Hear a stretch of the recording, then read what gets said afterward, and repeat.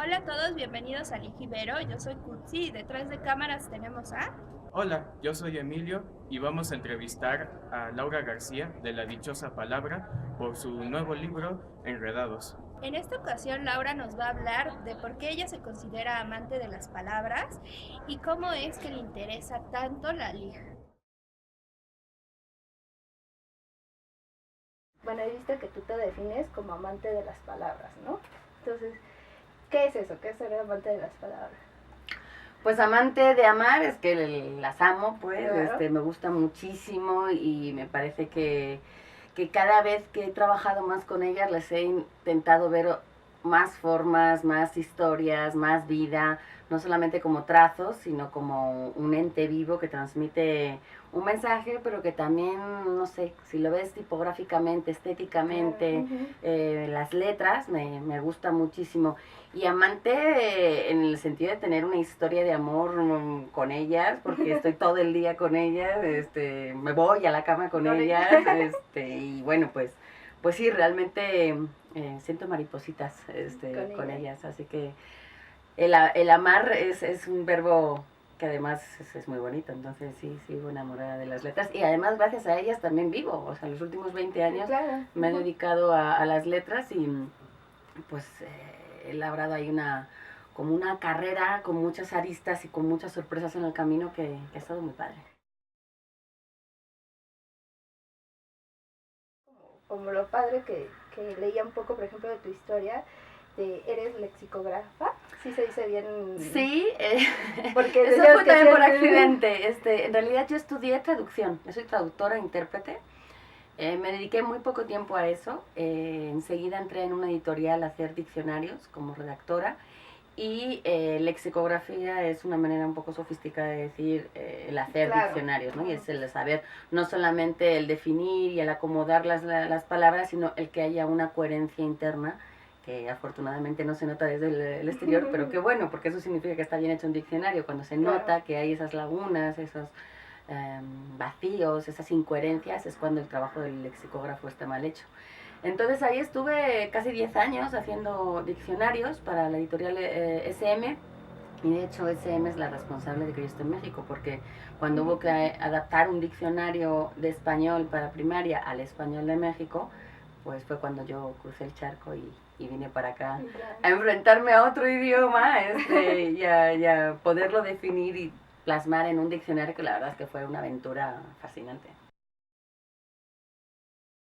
En los idiomas lo que descubrí es que la cultura también se refleja mucho en la manera de hablar de una persona y cómo un idioma también dice mucho de cómo piensan los hablantes de eso. Entonces hay palabras y hay conceptos que no se pueden traducir porque, no sé, en francés lo tienen y en español no existe. ¿Cómo fue el cambio, no? Decías, bueno, hablar otra lengua es hablar también como pensar en otra cultura, pensar en otra forma, pero pues del español, que en teoría es el mismo, de España a México, ¿cómo fue ese cambio?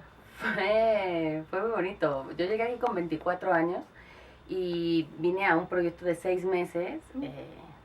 Para mí fue una aventura, con 24 años salir de tu casa a otro país, pero con todo pagado, porque claro, yo las veces que había salido era de mochilera y búscate la vida. Y por primera vez yo tenía un trabajo, yo tenía como más o menos todo pagado, porque tenía una casa y tenía vuelos a España, o sea, te cuenta que no me preocupaba de nada. Entonces vine muy confiada y muy inconsciente. O sea, yo nunca supe bien, no me puse a reflexionar dónde iba.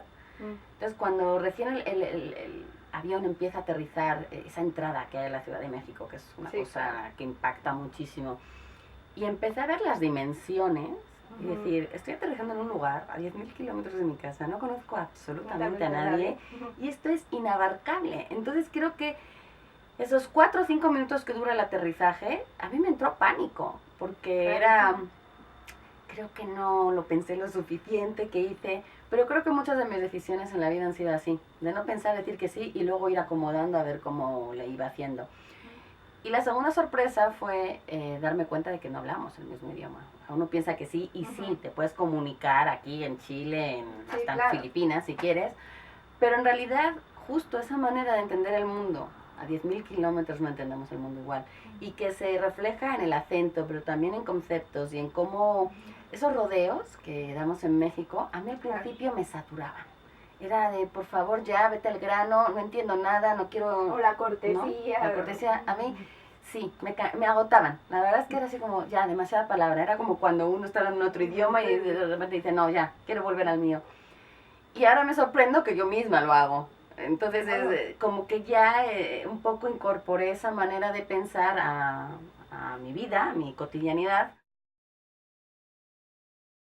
Cuando regreso a España se produce una cosa muy divertida porque al principio yo bajaba del avión y automáticamente era española, ¿no? Era como si me salieran las castañuelas y la peineta y yo no había estado nunca en México. Y desde hace como 4 años, no sé exactamente cuánto, mi papá es el que me dice, del camino del aeropuerto a casa, me dice, ya no estás haciendo el cambio. O sea, desde hace como unos años, pocos, ya no hago ese esfuerzo. Y entonces de repente se me salen mis palabras, que ya no sé, hay veces que incluso sé que hay 2 palabras, pero no sé cuál es la que corresponde aquí y allá. Claro. O sea, es como de, espera, yo sé que están estas 2 palabras, pero ahora mismo no sé cuál es la que se utiliza en cada país. Entonces tengo ese momento como de ambigüedad, confusión, y no, pues yo ya digo, claro, estoy allá, hablo con mis amigos de siempre, con mis papás, pues automáticamente vuelvo a mi idioma de 24 años, pero ya le he metido muchas palabras, el cantito, o sea, yo allí soy la mexicana. Aquí nadie diría que yo parezco mexicana, bueno, pues allá mis sobrinos se ríen de mí y me piden que hable como yo hablo así raro y me piden palabras nuevas y se ríen mucho de mí porque sí, siento que hay un tono, un vocabulario, es lo mismo. A mí hay palabras que se usan en México que no tienen correspondencia allá y que no podría... Sí, y que las usas, ¿no? Porque cuando a mí me dicen, ¿dónde está el mejor español o cuál es el español neutro? Yo le digo, no existe, sí, todos son correctos, cada uno tiene su manera de entender el mundo y lo refleja en su idioma. Y en ese sentido está bien que haya muchas maneras, porque si no sería muy aburrido. Llegas a SM, cuando llegas aquí en México, pero también te he visto, y creo que esa es como una faceta de ti que no se conoce tanto, que te involucras mucho en la literatura infantil y juvenil. Entonces, ¿cómo es que llegaste ahí? Porque SM es una editorial que se dedica a la literatura infantil y juvenil, nada más que yo siempre estuve en el departamento de lexicografía haciendo diccionarios. Aquí en México hicimos 2 al principio y luego 4. Fue como un proyecto hasta 2007 que terminamos. Pero en la editorial siempre estaban los libros, no solamente de texto, donde estuve un ratito en libros de texto de secundaria, cosa que no me encantó, entonces dije, no, gracias. Pero sobre todo de literatura y bueno, sobre todo yo, en España todos hemos nacido y crecido con la colección Barco de Vapor. Es imposible no relacionarla. Entonces, el hecho yo de entrar en la editorial donde se hacían los libros que yo había leído y que me habían conformado toda mi juventud, me parecía así como un regalo. Entonces, poder estar en ese proceso, ahora ya hay muchas más colecciones, hay muchas más cosas, pero sí ha sido como un puente ahí medio extraño. Y siento que los libros infantiles tienen un mensaje para los adultos muy bueno. Entonces, las ilustraciones, cómo está hecho, me gustaría escribir para ellos, no es nada fácil. Pero bueno, pues ahí vas, y sí, siempre he estado muy relacionada con... Bueno, este va un poquito como dirigido para ellos. Este es raro, porque nació como un libro de divulgación para jóvenes, sobre temas que les estaban a ellos interesando.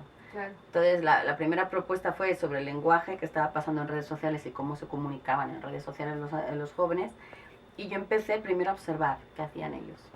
Porque yo soy usuaria de redes sociales, pero tampoco soy una experta. Claro. Entonces yo lo que empecé es verlos desde el punto de vista lingüístico. Y empecé a ver, ahí como boyerista, me dediqué a espiarles un rato y empecé a escribir esto un poco desde la posición de, esto es lo que yo observo con las palabras. Yo no me meto, me juzgo. Sí, de hecho lo dices en la traducción. Sí, es así como yo no quiero ser autoridad para nada. Esto es lo que a mí me parece que está pasando y este es mi punto de vista, que me parece maravilloso. Las redes sociales tienen muchas cosas malas, pero también tienen muchas cosas buenas que no se cuentan tanto. Y entonces a mí me gustaba la idea de poder contagiar un poco ese espíritu de, oiga, pues entre meme y meme, aquí por aquí podrían aprender a escribir, a lo que sea.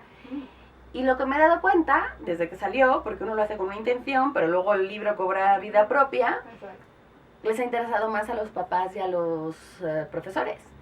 Porque es una manera ellos de entender qué está pasando con sus jóvenes y de poder involucrarlos de una manera con cosas que a ellos les interesaría más que sus jóvenes hicieran. No tanto que estuvieran con el chiste, con el insulto, con la broma, sino que además busquen un lado más productivo, más útil de usar las redes sociales. Muy bien, hasta aquí fue la primera parte de la entrevista. Esperen muy pronto la segunda parte, donde Laura nos va a contar a profundidad sobre su libro.